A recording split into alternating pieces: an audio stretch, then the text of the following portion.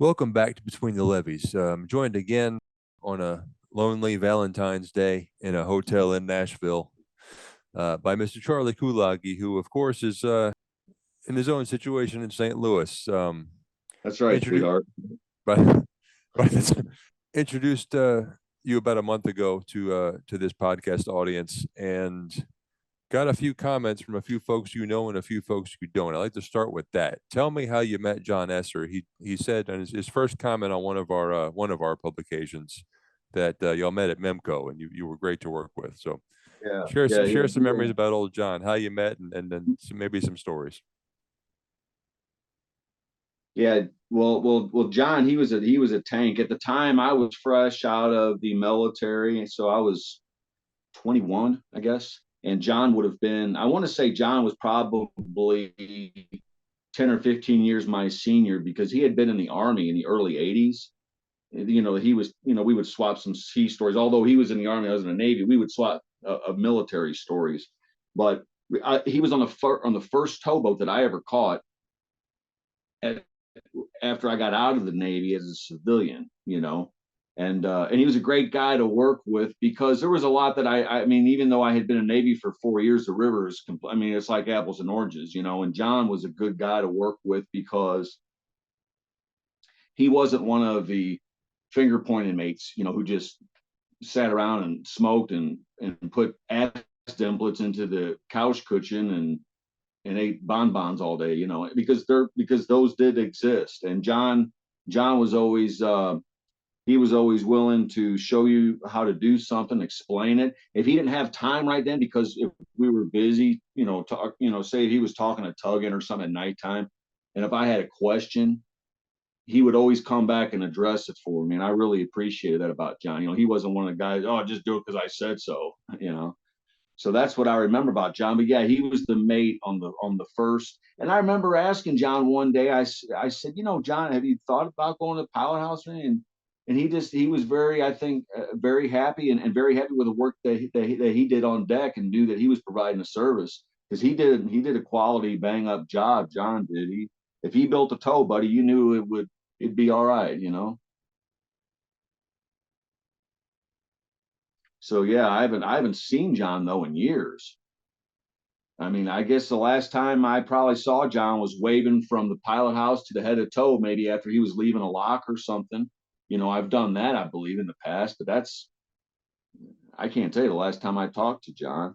I think he's from Arkansas. John is. Everybody's brothers or cousins and stuff. No, I'm just kidding. I'm just messing with you. Yeah, yeah. There's a lot of fellows from Arkansas that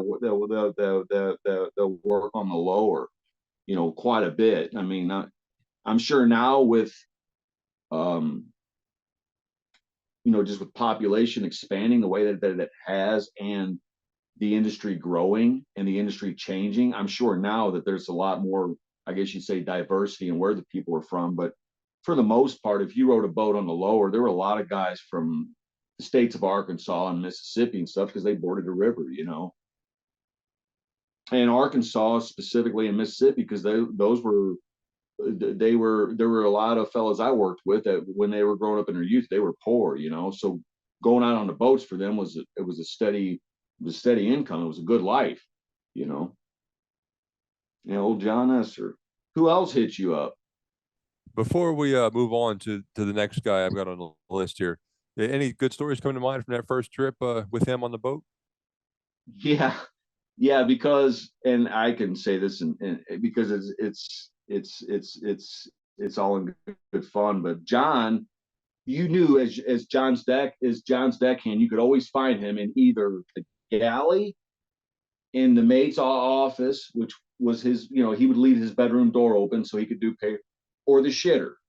One of them three places if you were having kickback time. Well, I forget how or why. I mean, it's my first trip, and my head was in the clouds half the time anyway. But we had double spiked the barge. I don't know if you know what that means, but it's not a very seaworthy thing to do. It was on the Ohio River in pool water, I believe. I'm not sure all the conditions. I was just a deckhand, but either way, we weren't going to travel with it far. But we broke that son of a bitch off, and and Tony Standberry, it was the pilot on there.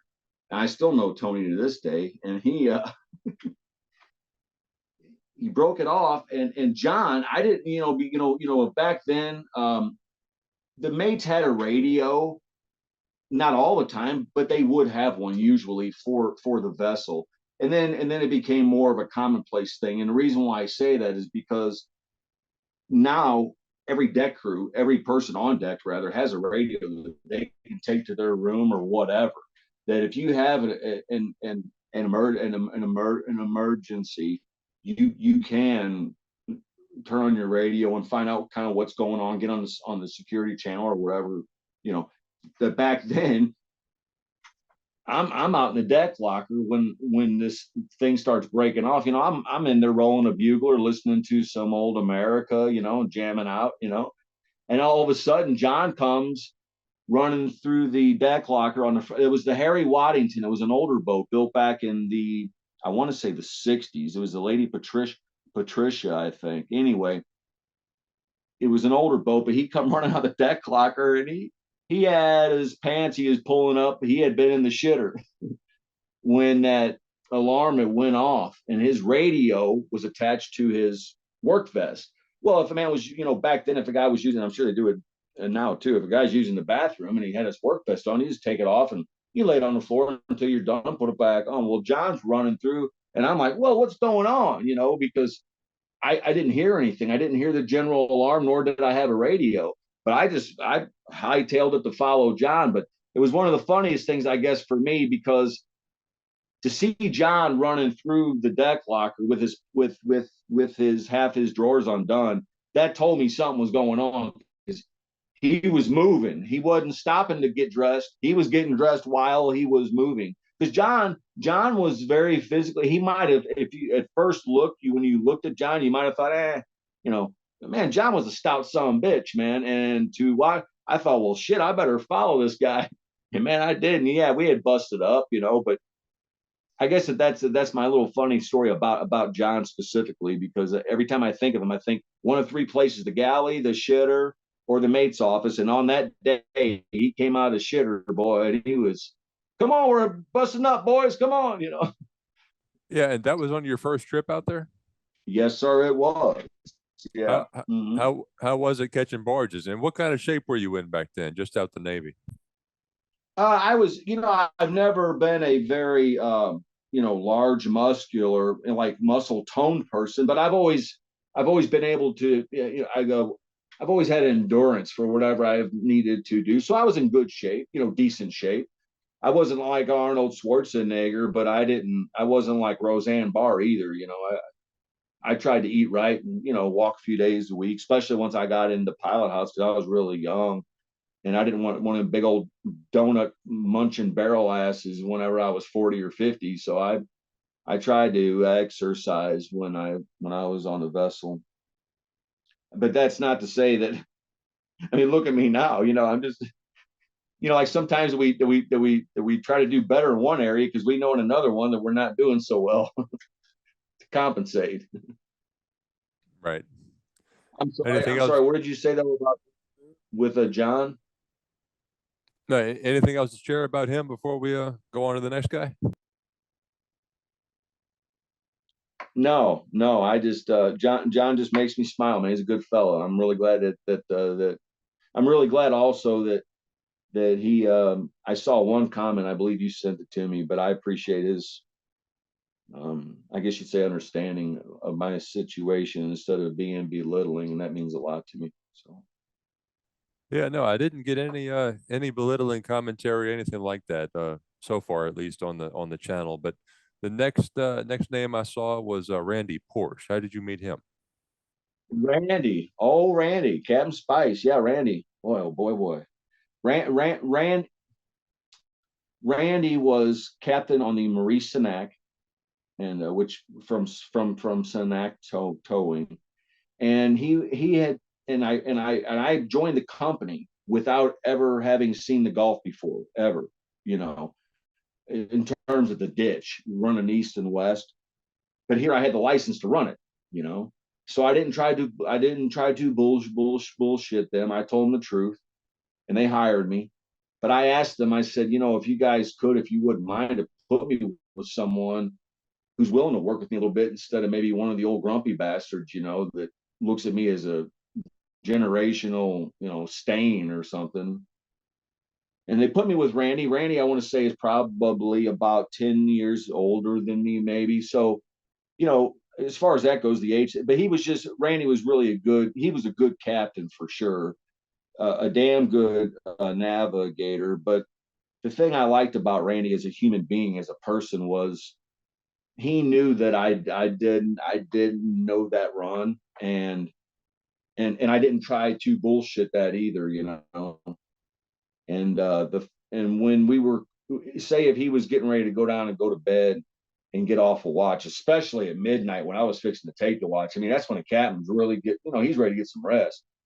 But he would write out for me on paper, like a little diagram of what I could expect to see, and how these lights were going to blind me, and how this is going to want to set me, and how, different. And he'd walk me through it. But he would tell me, he'd say, "Hey man, I'm right down here if you need me." Other times he wouldn't even say that. He would stay up on the settee and just take a little nap until we got there, to keep me out of trouble, because I had never seen it before. And I don't know, man, it spoke volumes to me, I guess, because I was never in a steering program. I never really had anyone take me under their wing, and so I kind of learned just on my own and what people were willing to teach me. People like Ronnie Callaghan. There's a few of them out there that took time with me as a piloted position rather than being a steersman, And so Randy was one of them, and a great guy. He when I got assigned to his boat, he was off sick because he had ball cancer. Now, I'm not laughing about the ball cancer thing, but I remember when he got back to work, and I had never met him before. I knew we were going to be fine after this because he was telling me about his ball cancer, and he said that he had this cancer insurance policy, which I had just taken out myself with Sinac, through Sinac.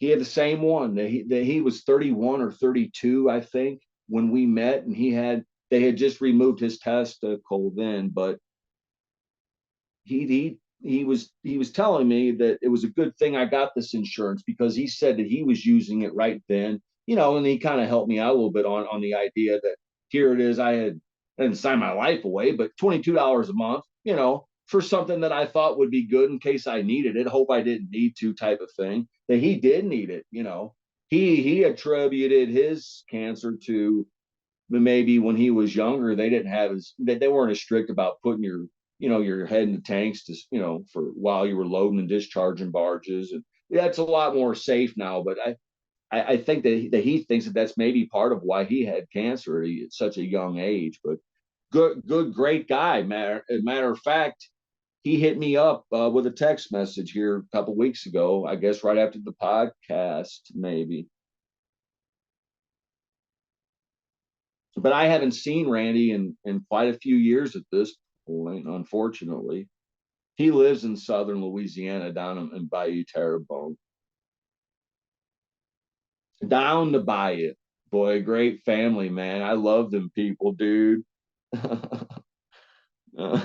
I mean, you talk about some fun, hard work. I mean, we would work our nuts off on that Maurice Sinac, dude. If that boat was tied up because we were waiting to discharge or pump and we were just sitting there, we didn't sit idle. Randy made sure everybody painted and cleaned up the boat and whatnot, but he'd be right there with you. But come about 4 or 5 o'clock, buddy, we'd knock off ship's work, and we all did it together. So it was kind of fun. Randy was that kind of guy to work with, man. He was a great fellow to ride a boat with. Great guy to ride a boat with. Because we had to cook for ourselves in those boats and everything. He probably still does now. I think most of the boats, Randy could run probably any boat that you gave him. He could probably run the big 10-5s and all that shit. But I don't think that Randy's ever worked on boats, maybe more than 4 or 5 men on the vessel.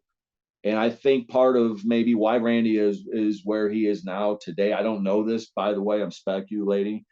He's got 2 sons. One of his boys, Dustin, the youngest, he works on the boats now, and he's licensed. and I believe, if I'm not mistaken, that they work at the same company, Tim. And I think that because of that, they probably put up with a certain amount of bullshit for each other to work around each other with the same folks. I guess I don't know, but I'm speculating that because I think most companies have gone away from families being able to ride together anymore. You know, sometimes you would have a captain and his son would be the mate, or the cook would be the captain's wife. You know, that was common, and I don't think you see that very much now. Yeah, we didn't cover it the first go round, but what was the culture shock, I guess, in South Louisiana compared to St. Louis? Yeah, and the thing is, for me, I was also at the time was because the way my life was structured or unstructured was, this was before I settled down to be a dad, you know, and all that. That I was working for Snack two for one, you know, 28 and 14, and I had been working day for day for Mimco, so I felt like I was being punished working 28 and 14, you know. I thought, man, this is for the birds. It's 9 months out of your shit. But I thought I'll do it now because I needed experience, you know. And so anyway, I of going down there, I had been exposed to Southern Louisiana somewhat, you know, but I really had never immersed myself in the culture. And what happened with me, Tim, was working for Sinac, because they didn't have a travel, I guess you'd say, redeeming program. I would, balling on a budget, I would just stay down in Bayou Terrebonne or Bayou Dulac or anywhere on my days off. Especially, you know, if I was working 20 and 10 for a while, those 10 days, you really got like 9 off or 8, you know, depending on how far you got to travel to catch a goddamn boat. So because of that, I was single. Man, I pitch a tent, so to speak, for 8 days for one at one of those like suburban lodges or extended stay places where you can buy your own coffee and do your own stuff there. And where's this thing?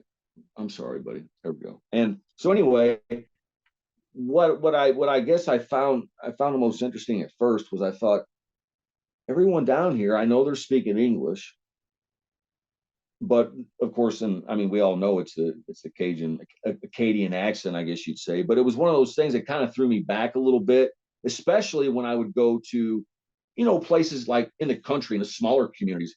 Sometimes, man, it was really hard to understand them some bitches, and they were speaking English, but it was just the way that they spoke it, I guess. And so that was kind of something, I guess, at first. The other thing, though, for me culturally, I guess, was, well, it was two things really. One was the food, you know, because I mean, obviously, regional. No matter where you go in the United States, there's going to be something for wherever you go, probably depending on what they're, you know. And I really enjoyed the cuisine, so that was different. But the other thing was the culture of the people. Like on the weekends, man, that I was blown away by things such as like a small community. I'm going to say community. I mean, I forget what the exact numbers are to be called community, township, all that shit. But the smaller areas where there'll be, like on a dance, like on a Friday night, you'll have 2 or 3 generations of families at one of these like barn style dances where the guys are all kind of, you know, crisp denim, you know, and these big old white shirts that are the big old hats on, and they know certain step dances and whatnot, but everybody's friendly as can be, and everybody's doing these, I guess you'd say, wholesome get-togethers. Uh, Not a lot of booze involved to speak of, a little bit. I mean, but other than that, it was just a whole different breed of people for me. For me, it was, and they had a way of life in some of those areas I'm talking about that I think, if a person could try to imagine, I don't know, somewhat of a, I don't want to say a utopian society, because that's, but something kind of just, you know, like off a TV of something from a little bit earlier, of yesteryear, I guess you could say. That's kind of how it felt. It was almost like a safe, comfortable feeling, you know, because, well, this is one thing about them. Well, it's about any group, I guess, but about the Cajuns, I found I got along with them great, but they're like anyone else, man. If you cross one of them, if you piss one off, you're probably going to piss off the whole bunch that's with that person. That I'm just glad I fell in their good graces, because they treated me well. You know, I mean, I never wanted for anything when I was amongst the country Cajun folk. I just never did. Whether it be drinks or food or good, just bullshitting, just really good people to get along with, I think. So, and that's something that I think that, you miss when you grow up in an inner city like North St. Louis. I'm not saying that was just horrible. It's different, but it is horrible. You don't want to grow up there. Roger that. I mean, it sucks, man. Huh? Does any other stories on the job about Randy come to mind? None that I should share on the air. Yeah, Roger no, that. yeah. That'll work. Well, yeah. The next name that popped up was Franklin Gravel, and pardon me if you're out there listening, I'm mispronouncing that one. But No, great, yeah, Frank Grable, yeah, Franklin, man, I haven't thought of Frank in a long time. He hit me up with a text here a couple days ago as well. Frank was, for a long time, he was second mate on the Keith Darling, and he was on Brent's rotation, one of the captains on that vessel. Anyway, I rode with Frank for a number of years. I mean, 5 years, I guess. And we would work together 2 weeks out of our 4 weeks together at a time. It's about the same age. He's from Southern Missouri, and reads a lot.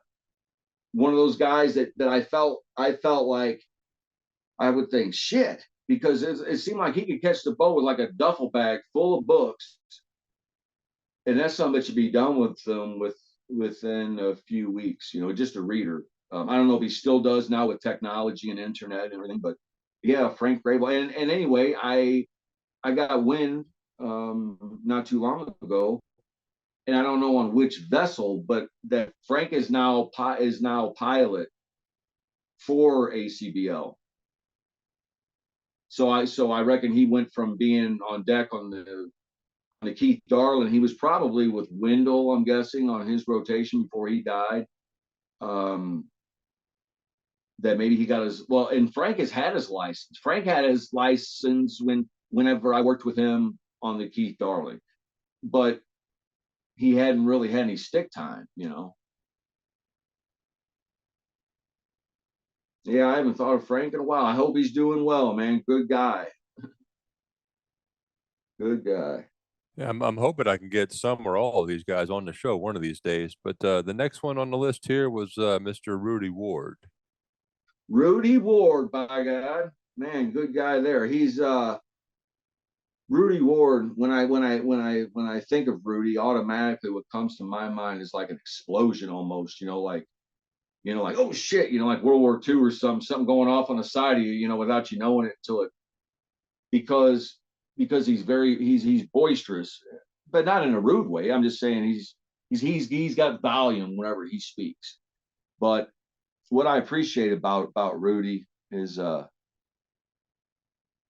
had been running the Upper Mississippi, and so I was a pilot, and I hired in to work the lower, and I really didn't know the lower. I was winging it to some degree.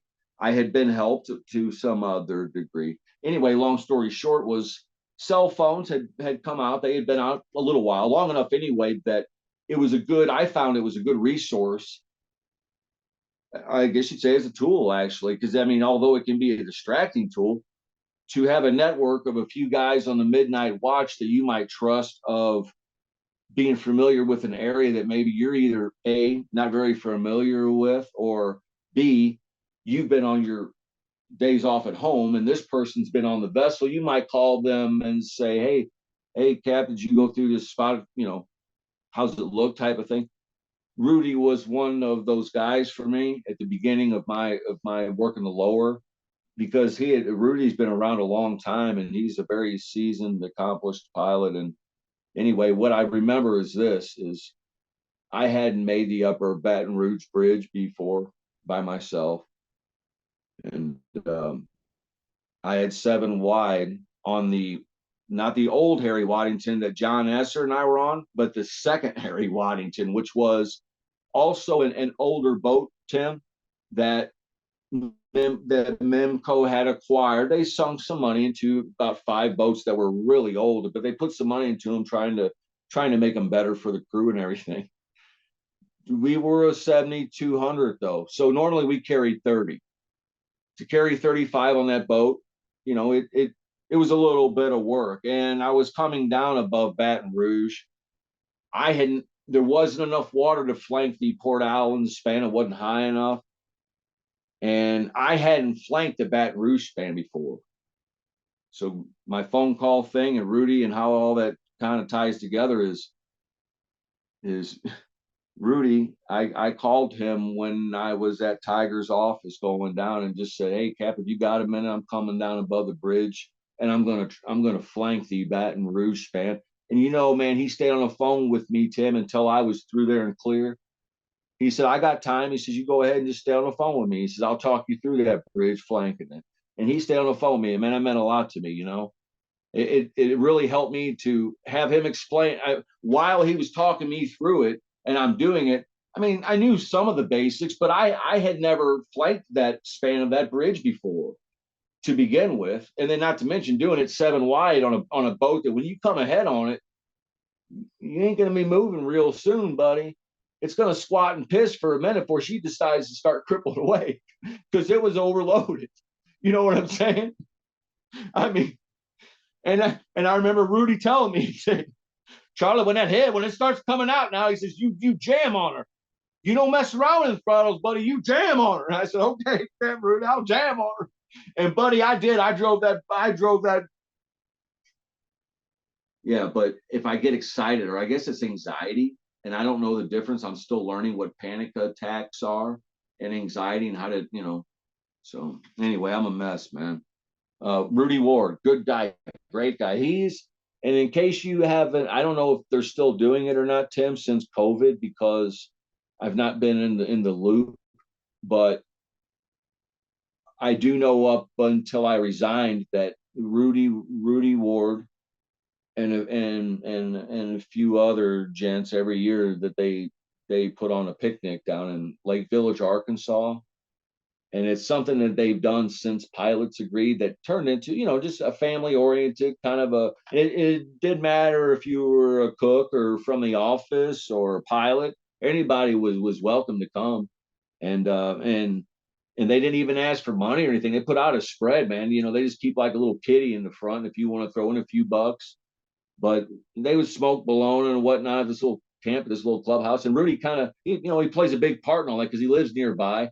And he's got all the equipment for all that crap, man. All the grilling, the big old long grill and all that shit or whatever they had on the tailgate of the truck. Either way, it's a great family day and a lot of good food. And you get a chance to meet a lot of folks that you might not have had a chance to physically meet otherwise, but that you might know on the radio for 10, 20, 30 years, on the Marine radio. So it's kind of neat, And Rudy played a very big part in that. So I don't know if they're still doing it. Like I say, since COVID changed a lot of things and I've been out of the industry, but they used to do it every year in around Easter in the spring.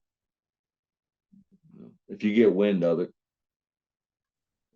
Yeah, I'll be sure to check it out. I think I was added to a Facebook group with that same event you're talking about.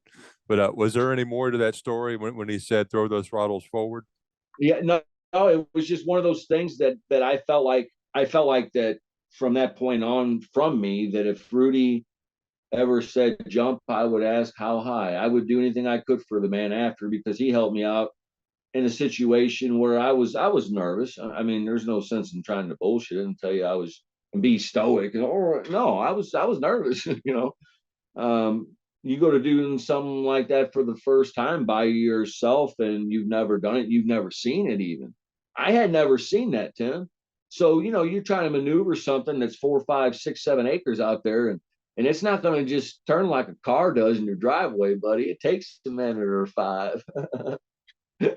And Rudy, I felt like after that, he's been a solid guy with me anyway. I felt like he's been pretty flat-footed. Rudy's told me when he's disagreed with me, and I respected him at the end of the day for it. He's a Christian man, and leads kind of a different life than what I do. But I think that we had a common interest in the river and of our children too. He's a good family guy, and he really took a liking to my son Charlie when he was small. So it's hard to believe now because Charlie's grown and married that when he was just a little bitty turd, he was out there brushing horses with Rudy Ward's horses, to ride them,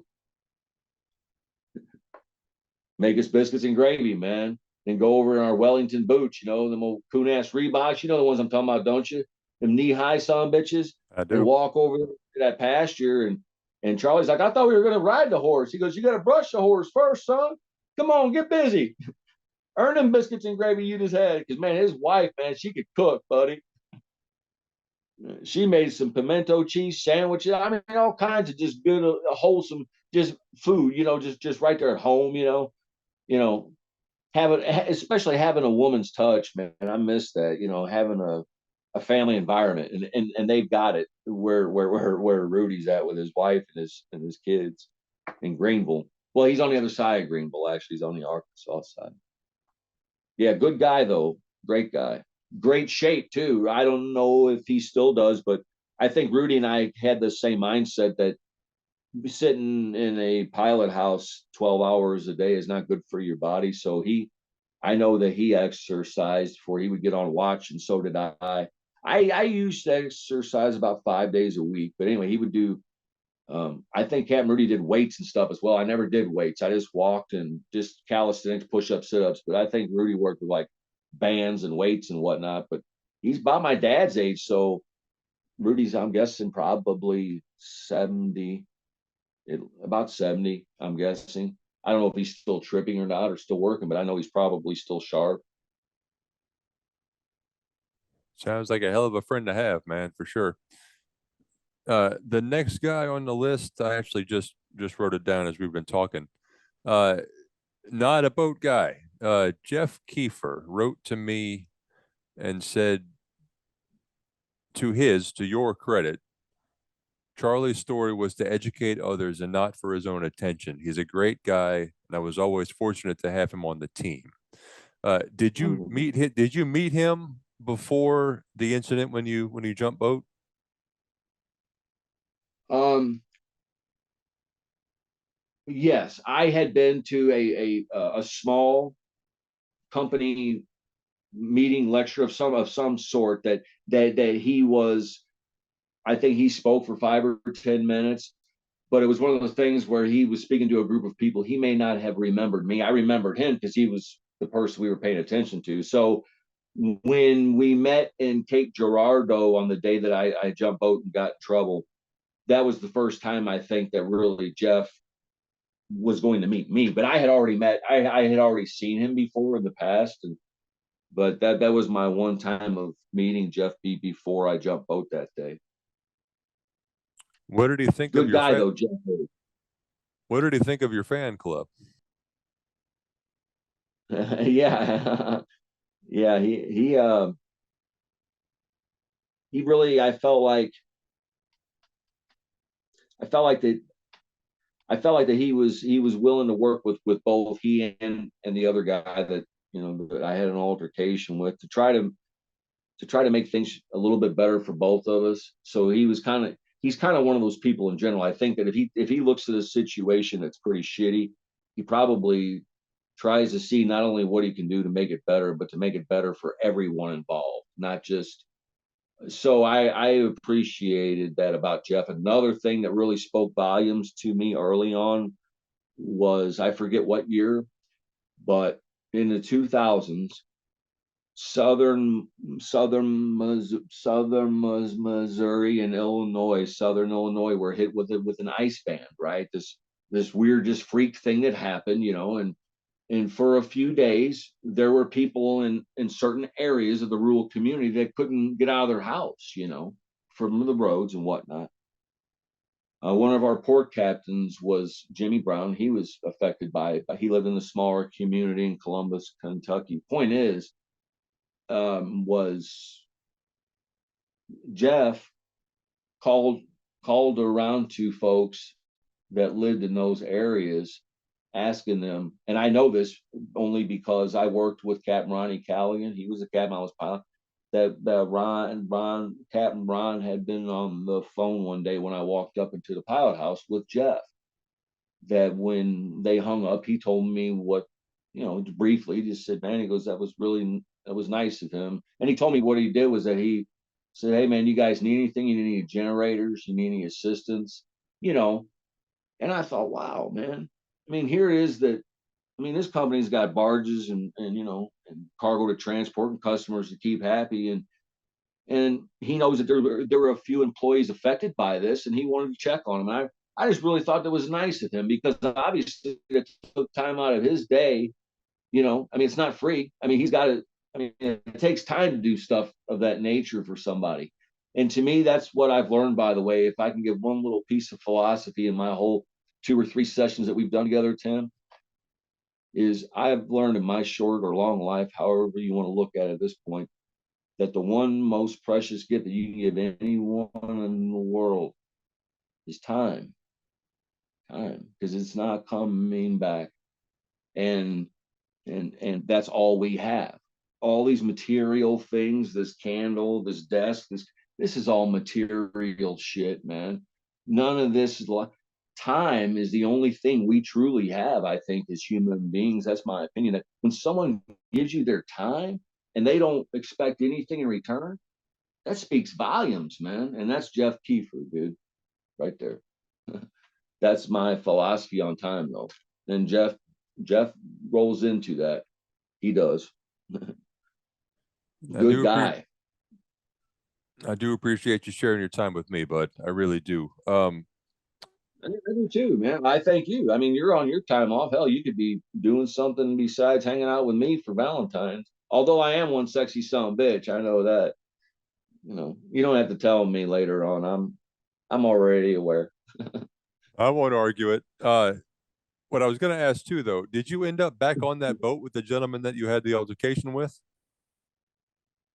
No. No. As a matter of fact, to my understanding, I think that he was kind of demoted. I guess you'd say he lost his captain's spot. I lost my bonus that year. So those were our punishments. And when he got demoted, I don't think that he liked the situation that he was put into. So he resigned a while after. But no, I was not put back on the same boat with him. And unfortunately, the river was not big enough for the two of us. And I don't wish anything ill because he's already gone. But so I didn't wish him to be harmed, but he was killed in a motorcycle wreck. But the river wasn't big enough for the two of us after that, because it didn't matter where we were. That son of a bitch would try to come by and sideswipe me and put wheel wash in my fucking engine room, man. That's dangerous stuff for the crew, and then it pissed me off. And it just, but I can't worry about it now. But that's how much anger I felt towards that man, Tim. And that's why I'm sorry I lost my bonus that year, and I'm sorry I maybe set a bad example for some, but maybe I set a good example for others not to take lip from a tyrant, because I felt like what I asked for was reasonable and justified. And maybe that's why he was demoted in the process. I don't know. I'm saying maybe that's why, because sometimes people really are assholes and they're in leadership positions, unfortunately. And that was one of the reasons why I jumped boat that day, because I thought, I'm a human being. I don't care if I'm pilot or cook or engineer. If I'm still a crew member, I'm a human being, man. You got to talk to me as if you want to be talked to. And that wasn't happening. And I wasn't going to tolerate it. I've been assaulted by better or worse. But yeah. So no, we never caught a boat together after that. Well, the next handful of people I've got on the list here, you don't know. I don't know that you know. I don't think you know. But I mentioned to you on a phone call that Kyle Finning runs the Mark Twain YouTube channel. He's been doing it for, I don't know, 15, 20 years. Lots of videos, lots of views, lots of followers. Uh, he hadn't commented really on my YouTube channel much at all, but about a week ago came across your episodes, and he wrote, "Thank you, Charlie. Sharing this story is important and needed." What do you think about that? That that that makes me feel good, and it almost overwhelms me because that's about the only reason why I was willing to talk on the TV for it, is because I don't know if it's needed. I'm not in the industry any longer. I've been out now for 4 years, but if if it's going, let's put it like this: statistically, Tim, it's going on within the industry because it's going on globally, worldwide. People battle with addiction, and unfortunately, where a lot of minds still are is they look at addiction with criminalization, to where people are afraid to come forward because they feel like once they do, they're going to have this label, and they will, unfortunately, because I know I'm dealing with it right now. I couldn't get back on the boats now if I tried, even if I felt like I wanted to and I was mentally competent and everything else. I wouldn't be able to because of a few stipulations regarding mental health. I mean, it's not like I've done something violent or anything else, but that's what the stigma with substance abuse falls into mental health. And so there's probably guys out there, and I'm saying, guys, I can tell you, Tim, I'm still learning about it. It's called neuroscience. There was a neuroscientist that I watched he's a doctor on the TED Talks thing, and what he said is they had done some different data statistics in New York in terms of the numbers, was that 80% of people, I guess you would say, that are addicted. I forget exactly how he worded it, but out of the 100% of drug users, 80% of them are normal, everyday, tax paying, family raising people that you may not know they're addicted. You may not know, or it may not be something illegal, so it may not seem like it's an addictive thing to them.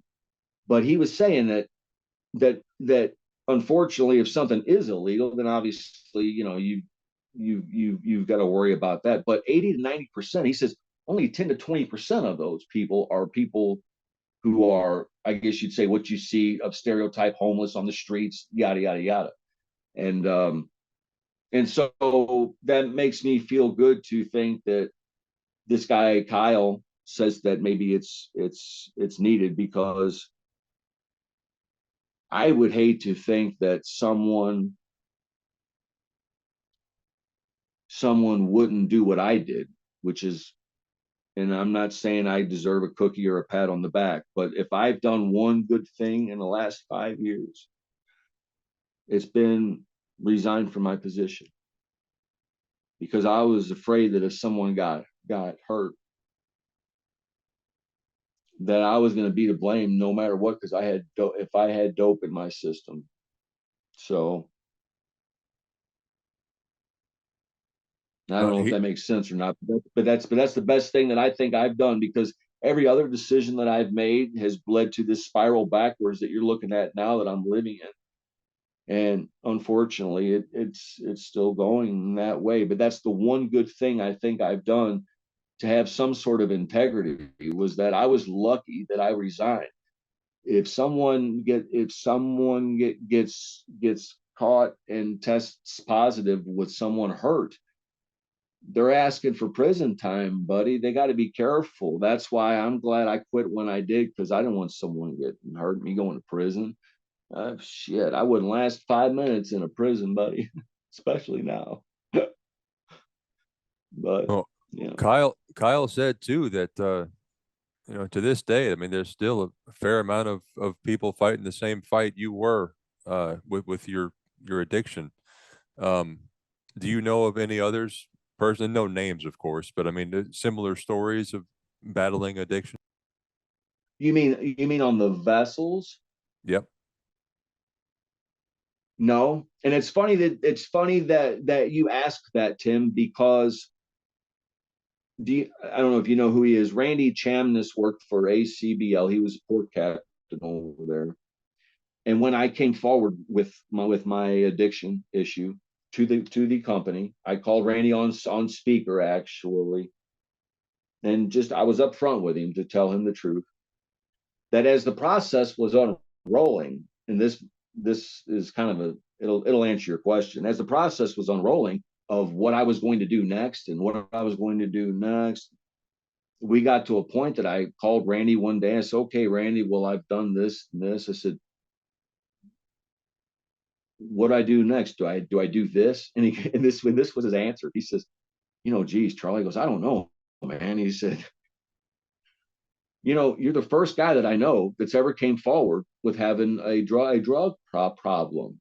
He said, "We've never really dealt with something like your situation." He said, "Normally it's either, that we find out through a bad urinalysis and then someone loses their job and we don't even talk to them." He said, "So I don't know what your next steps are." But that one statement told me, I thought, shit, because and I can see why, Tim, because of the repercussions. I mean, yeah, I'm glad I quit. I am glad I resigned. I mean, but also look at what I gave up, man. I mean, you've either got to almost be, I think, really weak minded or really strong willed, one or the two, to do something like that, because I gave up. And it's funny whenever people say that they lose, oh, drugs will make you lose this or you'll lose your house and your family. You don't lose anything, man. You give it up is what you do. You surrender it because you you don't need it anymore. And before you know it, everything that you have, all your freedoms that you've worked for, your accomplishments that you've worked for, that you've earned, are gone. Mm-hmm.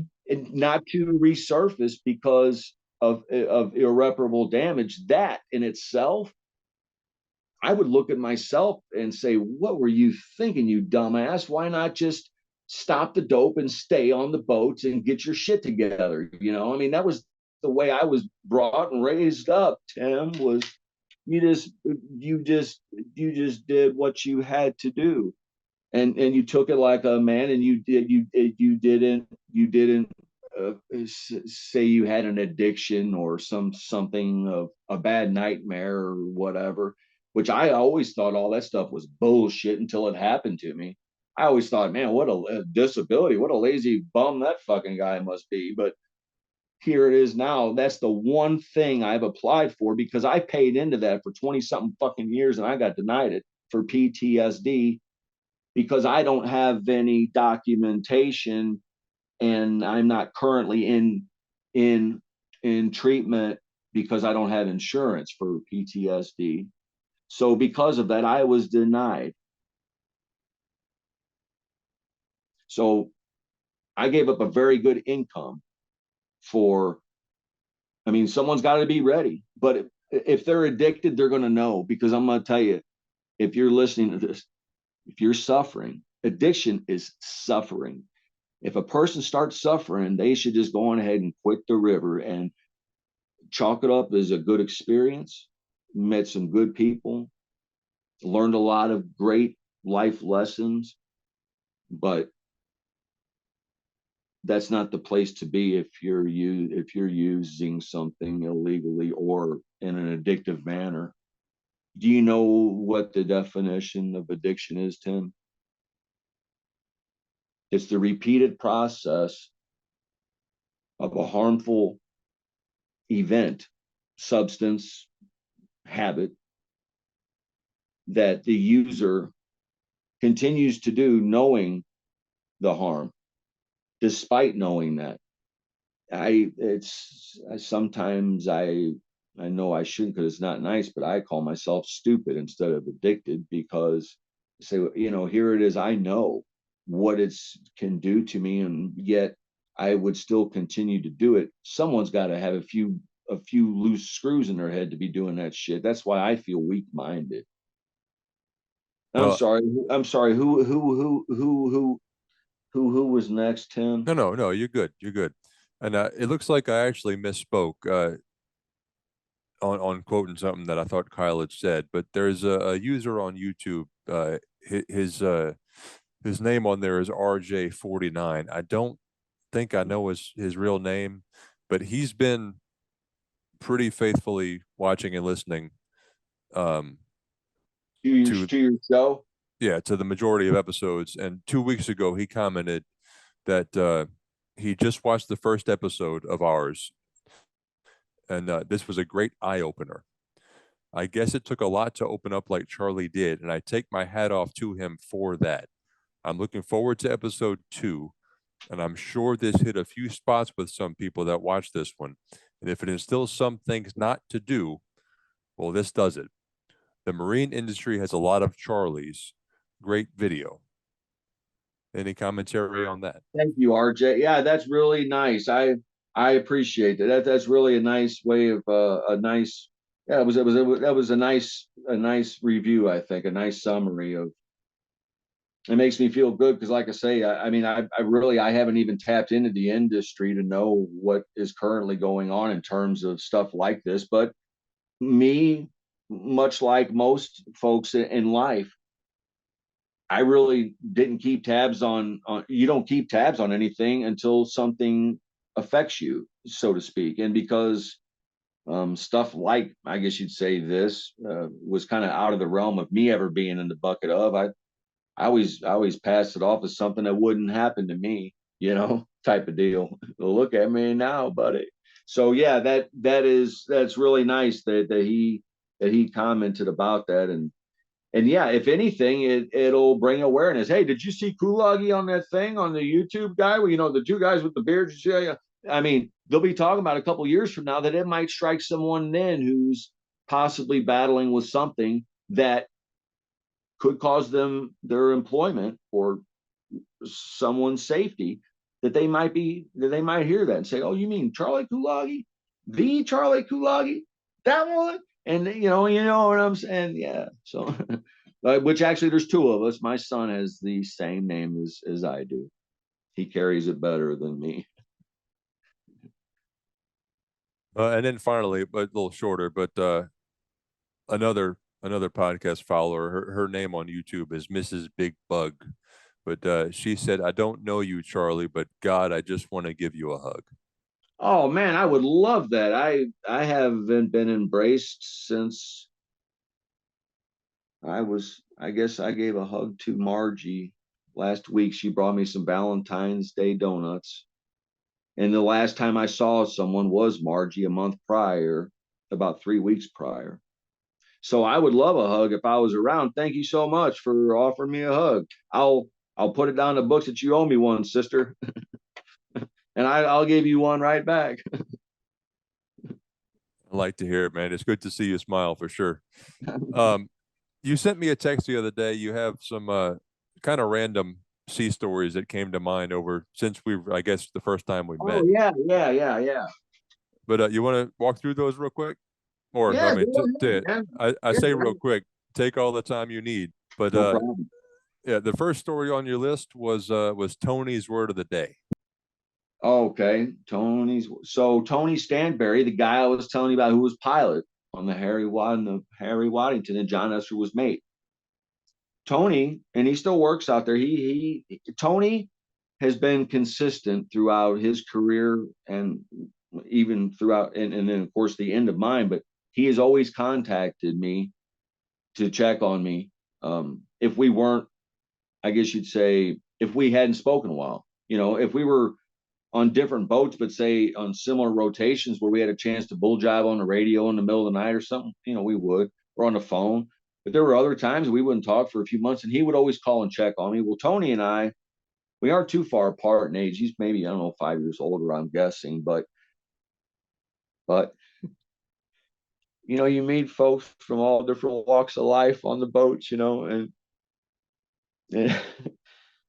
Anyway, I came from an upbringing in the inner city with things that were, a little more risque, and I mean, not a lot. I mean, religion is there, I think, as a trophy type of thing, put it on your hood ornament type of deal. But I mean, there's a lot of debauchery and shenanigans where I grew up. Okay, Tony, on the other hand, Tony's kind of a proper fella, Christian guy, speaks eloquently, enunciates all of his words the best that he can, for being a country fella. Anyway, I was deckhand on the boat, and I was opposite of Tony's watch, so I was on the captain's watch, and I was in charge of wake ups. Do you know what that is? I think so, but fill me in. Well, every 6 hours, someone from the crew, if they're available and they're not out on the tow or something, but if they're back at the house and doing normal chores, they'll have someone. They're usually assigned for a couple of weeks at a time. That at 5 and 11, they will go and knock on the doors and do wake ups and wake everybody up. And pardon me, you would like to think that, say, to transport yourself right now, Tim, and you're on a riverboat going down the middle of Mississippi in the middle of the night. You'd like to think that when you go through and wake and knock on a door and wake a man up, that that's the end of your job, that it's done. But no, that's not the case all the time. I mean, it's just not. So there's some guys that were real dicks about it. They were so adamant, like, I'll write him up, or the way I see it is, I mean, if the guy had a hard watch to watch before, it might take him a minute or three. And if I've got a minute or three, why not give it to him to make sure he's up? Well, Tony was that guy for me, because if I would go in to wake Tony, I don't think that's right. It wasn't, man, this is going to be even better. Tony wasn't an oversleeper. Come to find out, Tony, that's right. I had to sit here and think about it. Tony wanted to get up 15 minutes before everyone else on that watch rotation. And I would go, part of my kind of little routine was I would go and I knock on all the doors, and then I would go back in 15 minutes and check again, go back about 5 minutes later, check again. So I would usually go about 3 times to check on everyone. Well, Tony specifically wanted up 15 minutes beforehand. And he wouldn't get up, though, right away. So at 11 o'clock, when I would go through to wake folks up for the regular, I would go in and I'd say, Tony, why in the hell did you have me get you up 15 minutes early, buddy, if you ain't going to get out of bed? And he would be laying there sleeping. Well, Tony, next to his bedside, he had a Bible, of course, and he had a dictionary. He's laying there sleeping. I figured, shit. So I pick up that dictionary and I randomly open it up, and I forget which word it was, but that was the beginning of the word of the day with Tony. I guess you'd say, while I was on that vessel. And what it was I would flip open that dictionary, and whatever page it landed to, I would go until I found a word that I had never heard before. Let's face it, there's a lot of words in the English language, man. There's a big vocabulary. And what I would do was I would take that and I would start reading it, and I would repeat over and over and over and over and get closer to Tony's ear. And I mean, so he would finally kind of open up and say, okay, Charlie, he would repeat the word of the day with me and this and that. But I asked him, and it wasn't long after, I started doing this. I asked him one day, I said, Tony, why do you get up 15, or why do you want up 15 minutes early? Why do you want to get woken up early? Because I said, you don't get up early anyway, but why? And he says, well, Charlie, he says, I like to, because on the Harry Waddington, it was an older vessel, and there was a community head. Like most of the boats now, you're going to have your own private bathroom, or you might split it with the opposite crew. But either way, I think on that boat, there was a community head for the pilot house as well. Either way, he goes, it's because, he says, before I go on watch, Charlie, he says, I want to be able to get up and try to move my bowels if I can. I said, do what now? He says, I want to be able to try to move my bowels. I said, you mean take a crap? He goes, yeah. I said, why don't you just say that, Tony? Say crap, man. Say it for once. Come on, you big Christian fella. Say crap one time, you know? And so he would give me the business because I did use foul language quite a bit. I don't take the Lord's name in vain or anything or cuss people like call them, but I do cuss in context. And Tony doesn't. Tony's he lives a different life. And but I thought it was so funny. So I said, well, why don't you get on up and take you a crap then? He goes, because I'm naked. He says, I'm waiting on you to leave. You know, that was he slept in the nude, I guess, or he told me that he did. It got me out of there pretty quick. But that was what we did until I left that boat. And it wasn't both watches. It was just the one watch for him to get up for the midnight watch that he was difficult to get up, that we would have the word of the day. And it was a word that, of course, now it's been 20 something, 25, 30 years ago. I don't remember any of the words of the day now, but at the time, you know, that was kind of a neat thing for us to do. And then throughout the day, we'd be like, hey, you know, like on the radio to say the word of the day, what the definition was or something, you know, we felt like we were expanding our knowledge, you know. You know, old Tony Stanberry, he's still out here. He works for, I believe, Marathon nowadays. I think so. Yeah, I think I've seen his name pop up on Facebook. I'm not sure if I've reached out to him to get on this podcast, but maybe one day. BDT, Big Daddy Tony. And if you ever get him on the podcast, he'll tell you the story about. And oh man, who was it? That was Jimmy. Shit. Oh, he was shit. He's the guy from the Gulf Coast. And anyway, have him tell you the story. BDT, Big Daddy Tony. It's a great one, man. It's about a bathrobe. Yeah. Jimmy Casalaz. That's who it is. Jimmy Casalaz. He was cabin to Jimmy Brown for like 2 decades or something until they sold the fucking boat. I forget what. Oh, he's maybe on the Mike Wisen nowadays, maybe. But a good guy to work with, fun guy to ride a boat with, Jimmy Casalaz. And yeah. Yeah, he gave Tony that nickname, and it stuck with me anyway. BDT, Big Daddy Tony.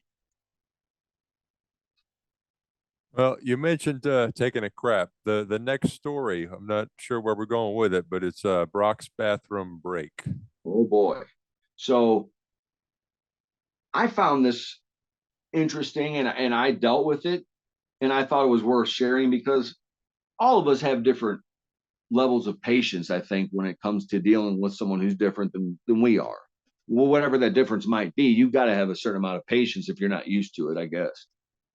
But I've tried to, at times when I feel like I want to, I don't want to say hurt somebody, but when I don't want someone around me, you know, I've tried to reach down deep, real deep, and pull out what kind of kindness I have to try to put myself in their frame of mind. Well, here's what happened. Our boat was going into the shipyard, and it was going to be in there a while. It was getting an overhaul or excuse me, a refurb done on part of the house, and a new room added and whatnot. And they sent the captain and I off the Keith Darling to the Leonard L. Whittington, and they sent us south with 20 loads.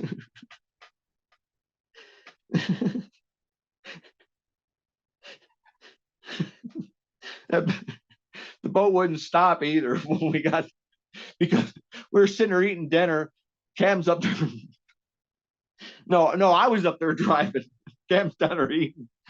And we had just gotten on the boat, I guess, and the captain didn't know anybody. He came up there to relieve me and told me this. He said, Charlie, so you know, they just told me down there. Because I had trouble coming off the fucking dock. Right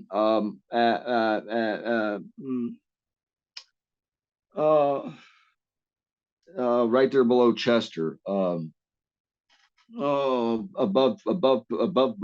Potato Bend. Anyway, there's a dock there. To downstream on that sumbitch, it can be difficult, right? But once you do, you back off and you get on, and you're going to Memphis with your colos, right? Well,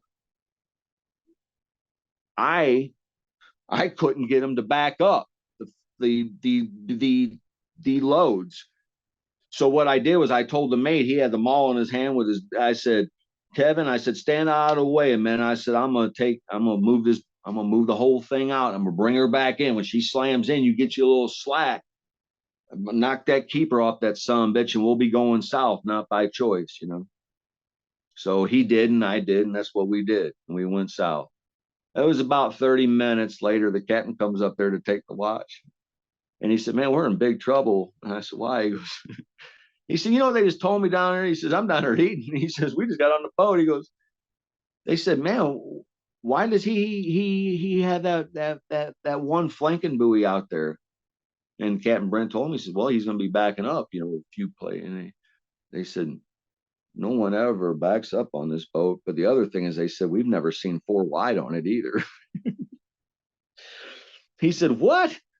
Come to find out, I guess the regular crew that was working the boat, they had a run from like the upper to the Ohio back and forth, Tim, that they needed a hot shot crew in a moment, and we were in the shipyard and available. That's what it boiled down to. But Brent's said the engineer was right, was that boat really wasn't accustomed for running on the lower because it wasn't set up for it. I mean, it didn't have flanking buoys. It was just going down for a short run. But what in the, oh, Brock. So we go down, we get turned around, we're headed north. And I'm coming across this fucking crossing from Shelby Forest. And I got 20 open hopper empties. And I'm in this crossing, and it's a long one. It's, you know, longer anyway. And I know once I leave the spot that I'm at and I pass it by, I've got to get across this crossing to get to another spot in case the weather turns really bad, you know. And I can see it off in the distance from the west. I mean, I was northbound, right? I can see it off on my left. And I thought, I can outrun that, you know. So I'm watching on radar and tooting along. Pardon me. Sorry. And I've kind of been on edge most of my adult life anyway. I'm kind of a jumpy fella, kind of nervous, you know. I don't like being surprised or walked in on. You know, I keep my back to the wall type of guy. But the pilot house door to come upstairs, I heard it open, and I hear these footsteps trotting up. And about this time, the storm's getting closer. So that's what I've been paying attention to, thinking, God, because if a guy would have had loads, no problem. Just keep her going. You know, you got to worry about waves coming up over into your loads to get water in your product. But other than that, you're seaworthy. With empties, buddy, you're going to be sideways for a while, you know. So I'm trying to tune in this one shitty radar. I'm going across the crossing. Life it's okay, but, you know, I'm paying attention. And up comes these footsteps. The guy that I had met recently, a crew member, he's regular on her. His name was Brock. And not to be rude, but anytime someone came up the stairs, if I didn't talk to them initially and start, you know, hey, how you doing, buddy? Usually it meant I was busy. Because if not, I'm going to be cordial enough and say, hey, how's it going? So on the 1 out of 10 times that I don't say, hey, how's it going? I might be putting all my attention into one thing, right? That I'm tuning him out for the moment. But all of a sudden, I start hearing this whizzle. Now, on that boat right behind the pilot console is the commode. You swing the latch open for the settee, and it's on a little wheel, and it swings open, and you sit down, take a shit or whatever you got to do, and flush it and close it. This dude's pissing, right? Brock. And so I said, Brock, are you? And he looks at me, and he's still going, right? He's urinating, and he looks at me just real calm, right? And he goes, hey, let's not get weird about this, man. I said, I'm not getting weird, buddy. I said, I understand that this boat is not mine. It's not yours. This is company property. So you're welcome to go to the bathroom anywhere you want. I said, it is a little odd though, for you to come up into a pilot house work environment and to start urinating just without really knowing a guy and knowing that you passed the one up coming up the stairs to come up here.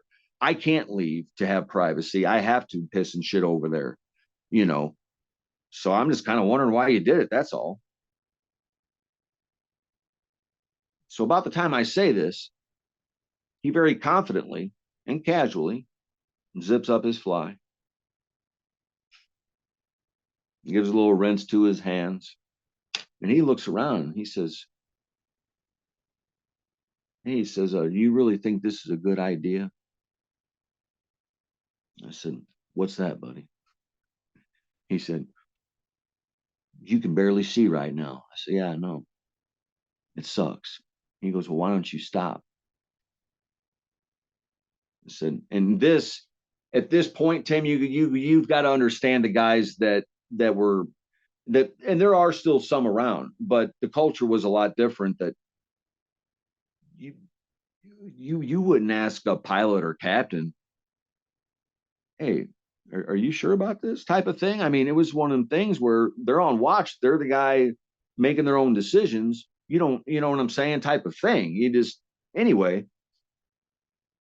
But as he asked me, instead of giving him a smart ass answer, one of um, disciplinary kind of authoritarian tyrant type of figure, I thought, well, he's asking, well, why don't you stop? I thought, I'll tell him. I said, well, I can't. I said, right now I have nowhere to stop, Brock. There's nowhere to stop. If I were to pull back on these engines, Mother Nature is for sure going to be the one in control then, and we're going to go clear over yonder way over to that dike field. What about over there? He says, on the other one. There's a dike field over there too. He says, where does this end? And I looked over at the radar, and I think it was like a mile and a half away. About a mile and a half. You know, we're making 4.5 miles, about another 20 minutes, 15, 20 minutes, you know. But you're comfortable, he said. And I said, yeah, I'm fine.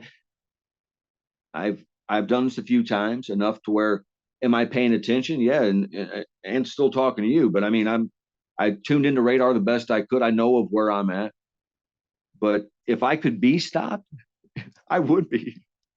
I said, this isn't something that I just think is fun. I don't do this to put anyone in danger. This was a safe calculation, and it still is. We're going to be fine. It's just a heavy rainstorm, you know, but it's one of those, anyway, that, I guess you'd say, that introduction and that experience for me, that relationship for that short amount of time was a little odd.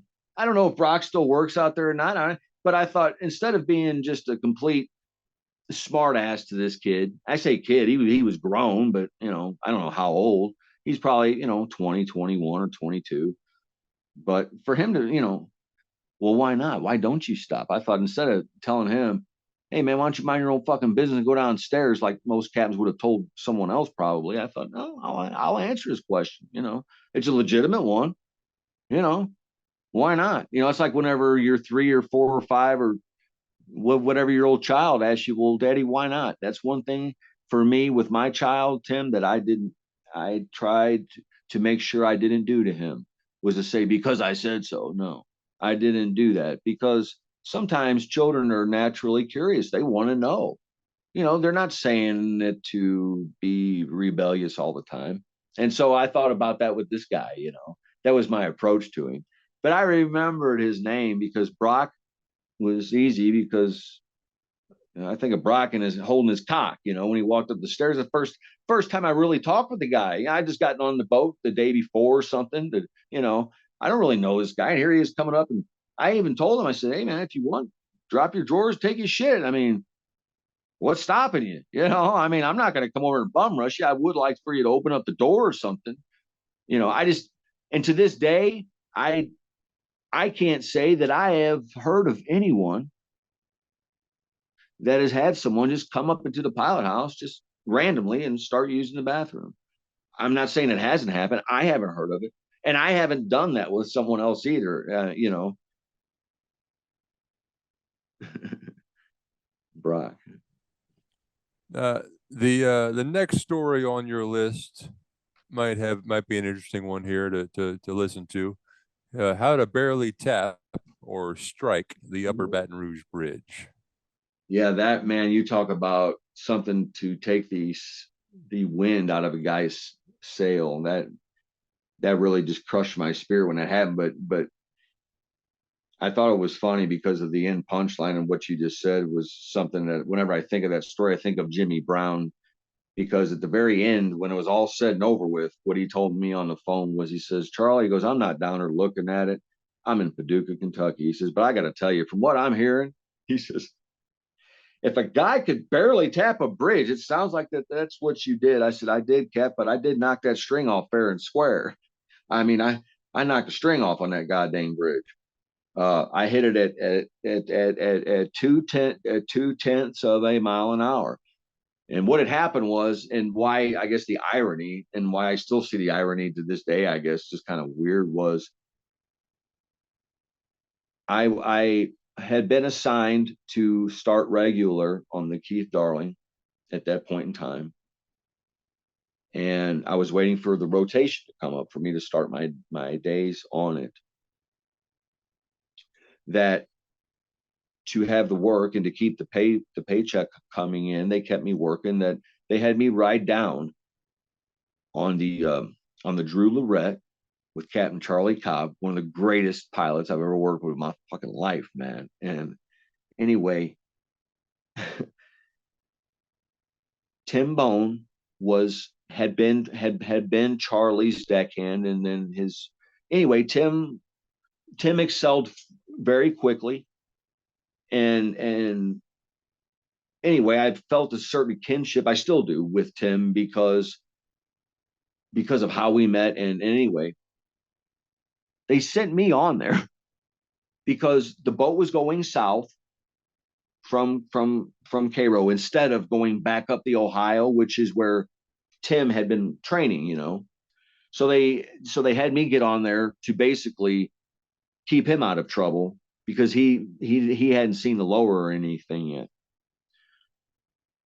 That we're coming down above Wilkerson, and I'm listening to what's out in front of us in terms of the other guys that have already made it, and they're saying, "Yeah, Charlie, the dredge is in a little digger dredge, whatever that damn thing is, where the rock outfit was." This is going back, by the way, 15 years ago, I guess, something like that. It wasn't yesterday anyway. So I'm coming down, and I'm thinking, well, we got 25, because I had just came through there the week prior on the Carol Ann Parsonage. It was about 6 days prior. Same tow, 25, much better boat the Carol Ann was. And I steered the Baton Rouge span. And I thought, I'm not going to try that on this Drew Lorette. That's a Jeff boat, buddy. And I don't, anyway. There had been some, I guess you'd say, complaints from mariners about this little outfit. And when it was a problem, when it became tough, Tim, was when there's just enough water to take the Port Allen span. A pilot wants to, if they're southbound, just, I say once, most pilots try to, or, just to play it on the safe side, just go ahead and take that span, flank it over there and be done with it, type of thing. And because there was enough water to, like I say, I came through there 5 days prior, there wasn't enough water to. I steered the Baton Rouge span on the Carolina. There was enough water. I thought, I'll go ahead and do it.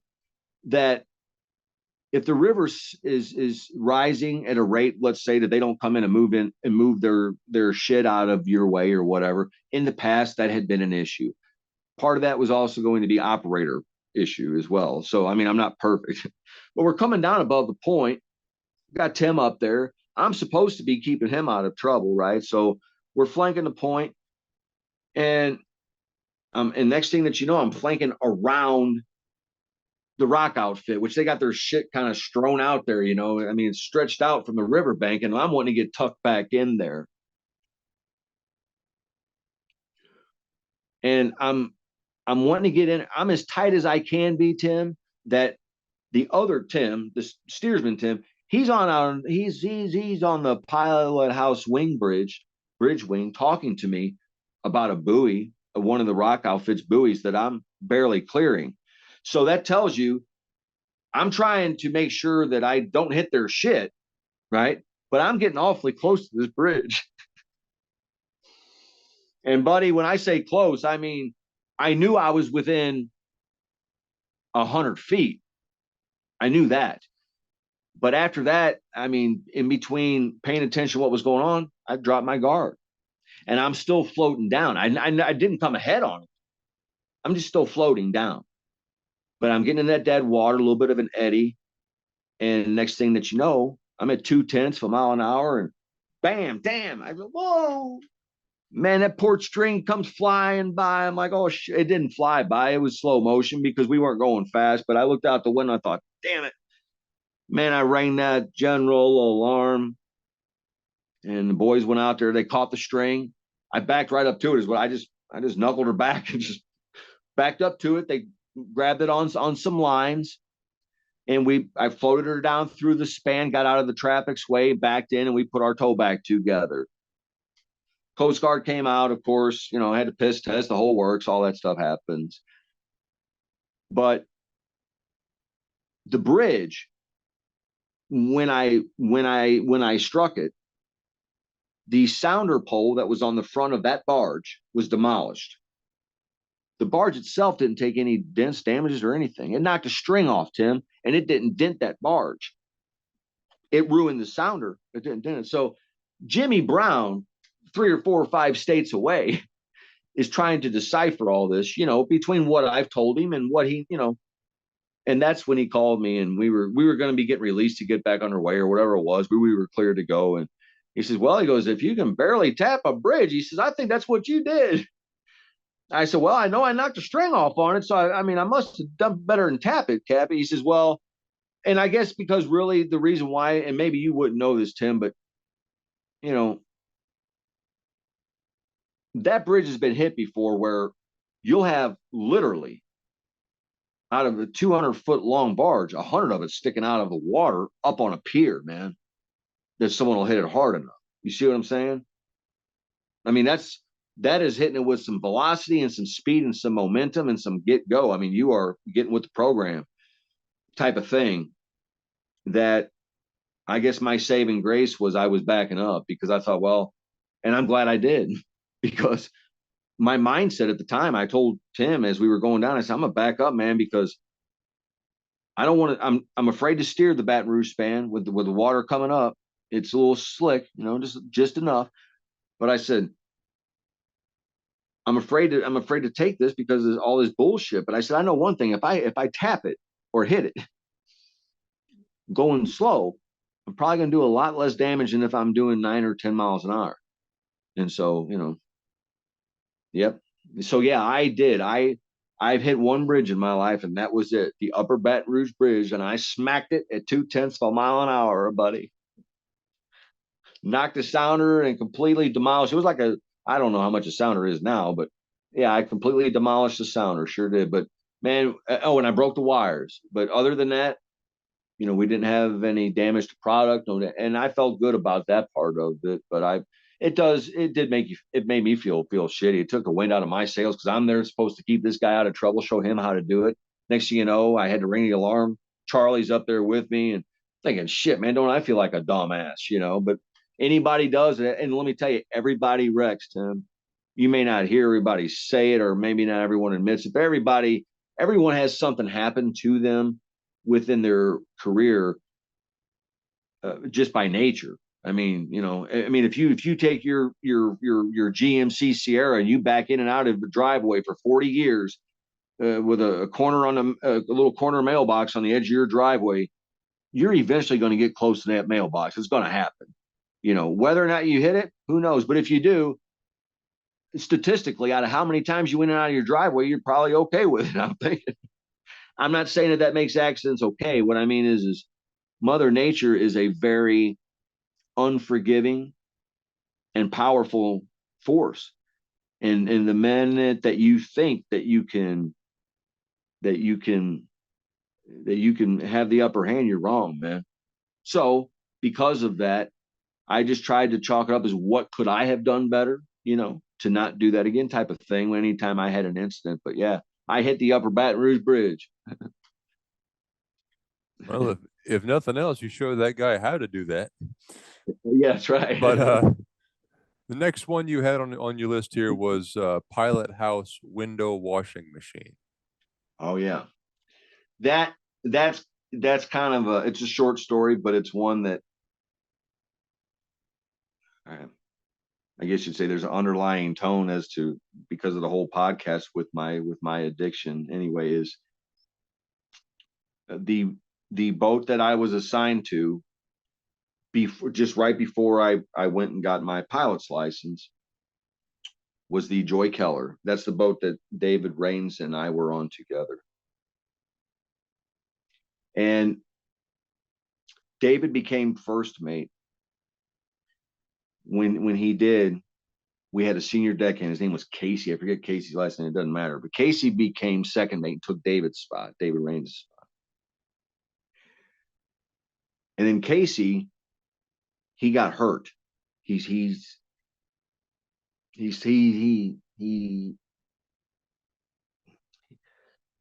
got hurt. Casey did. And along with the physical hurt, Casey also, he was missing his gal, boy.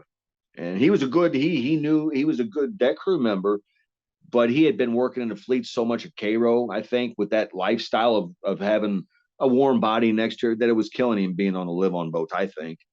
But he proved himself enough that he made second mate. Anyway, so now he's gone, and the spot was offered to me, which would have been taking Casey's spot, which was the second mate on that boat, and Captain Dan Walker was the captain on that rotation. Brand new boat. And so I've always been, I guess all of us are, to work on the river in some extent, but I've always been somewhat of an odd duck, in terms of like, especially whenever I was decking, just to cut up with bullshit, have fun, and anyway, I forget exactly what the system was. You do the inside one day, the outside the next, or something. But the windows got done every day, one side or the other. And part of the morning routine, that's for the deck crew to go up on the captain's watch and give it a police over. Sweep, mop, empty the trash. Normal things has to be done, housekeeping. And I forget, to this day, I forget what it was that I said at this point in time. But Captain Dan and I had built a rapport a little bit, and he and I very different, which of course all of us are unique in our own way, but come from very different upbringings. And I had said something, and it was pretty ate up. But this is what he said to me. He said, "Chuckles?"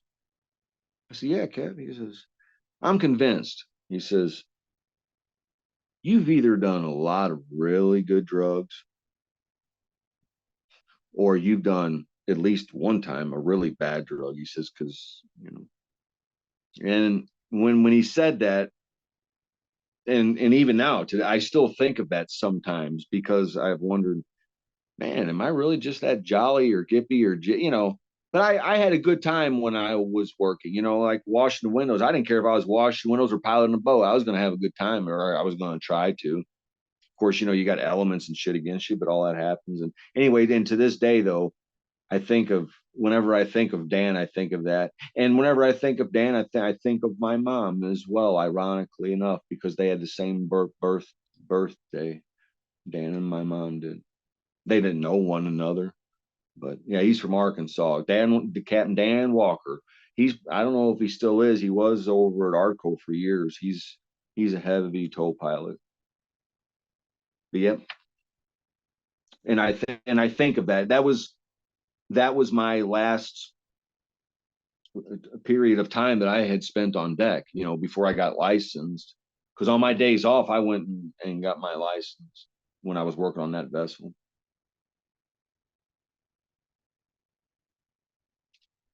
Think about that now, man. It's a lifetime ago for some, unfortunately. Dan, look at him now, probably all white haired, probably. But back then, he was in his late 30s, early 40s, We all age, though. No one escaping it. The last story you've got on your list, but I'm really curious where the hell this one's going to go. But what's in my hair conditioner? Oh, hair conditioner. Yeah. Now, this one, I'm not sure. I'll be G rated enough, but you may want to edit it out. I don't know. So I won't say any names, or I might change them to protect the people involved. But Tim, there's a certain, I guess you'd say, there's certain unwritten rules, I think, within society. But of course, on the boats, there are some things I think that are a little more sacred because you are on such a smaller confined area that you can't get away from people, or learning to coexist with others sometimes is difficult anyway. And so because of that, I made it a point when it came to teasing and whatnot that, when you get to a point where, okay, the teasing's done and now, type of thing, that I didn't want to lower myself to ever doing something to, like, as far as prank wise, to like someone's food or their drink. It's one thing, to pull a practical joke on a guy. I didn't really think about messing with their food, drink, or where they slept. I really thought it was kind of tacky, so I never went that route. But this one time, and here's what I did. I got on a boat and I was deckhand. And I felt like being part of my responsibility as my chores. I would ask the guy that I was working for, hey, on this vessel, when do you want me to do wake ups? What kind of coffee? How many scoops should I put in the thing for the guys getting, the routine? What should I do? I get on this boat. And yes, I'm new to the river at this point that I'm telling you about it for this story. I'm new to the river, but I wasn't born yesterday type of thing. And anyway, so here's what happened. I get on this vessel and I introduce myself to the people who need to know me. And the guy that I'm going to be working opposite of, so he's a peer, I guess you would say, same rank, so to speak, that he proceeds to talk to me, not just like I'm a new lowly deckhand, which I was, but like I'm something other than human. I felt like he was barking an awful lot of orders, and I didn't hardly hear any please or thank yous involved with it. And I don't take to that very well when someone speaks to me in that fashion. I just don't.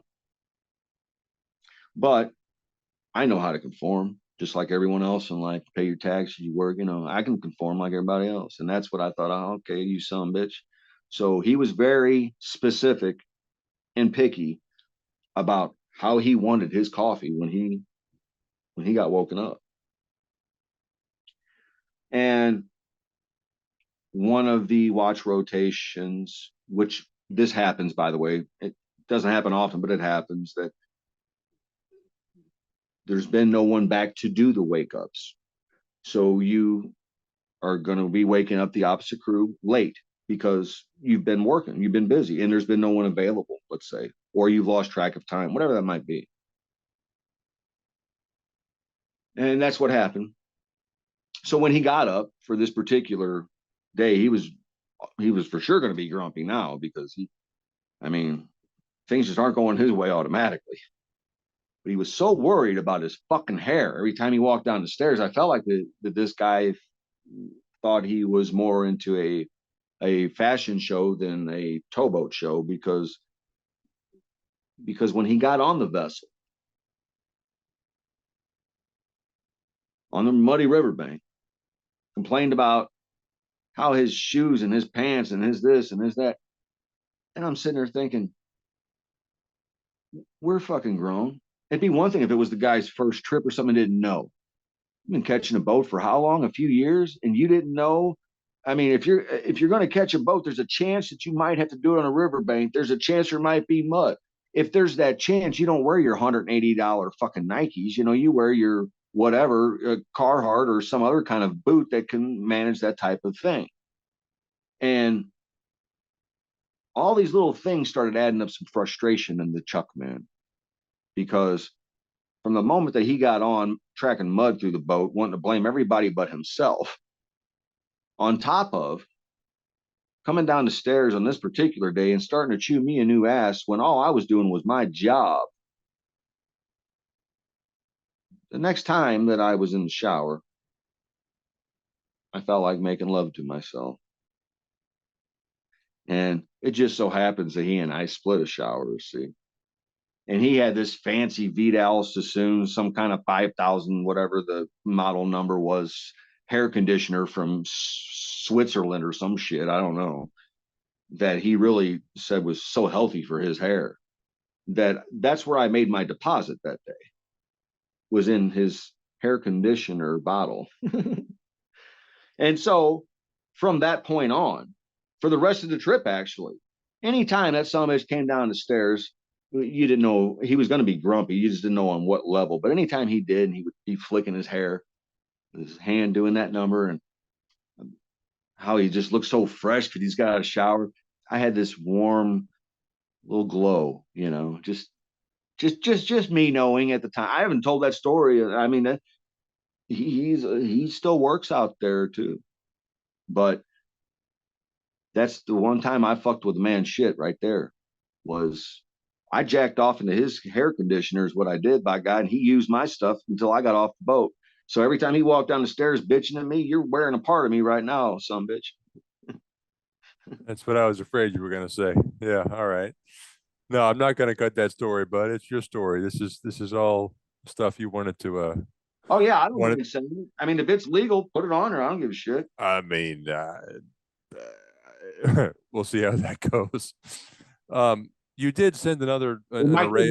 It might get you some reviews or raves that you weren't expecting. You might get a little bump in your business, buddy. We'll see how it plays out. You sent another list of an array of topics related to mental health and some far more personal off the boat topics. I'd like to save those for a follow-up meeting with you, possibly tomorrow night or this weekend or something.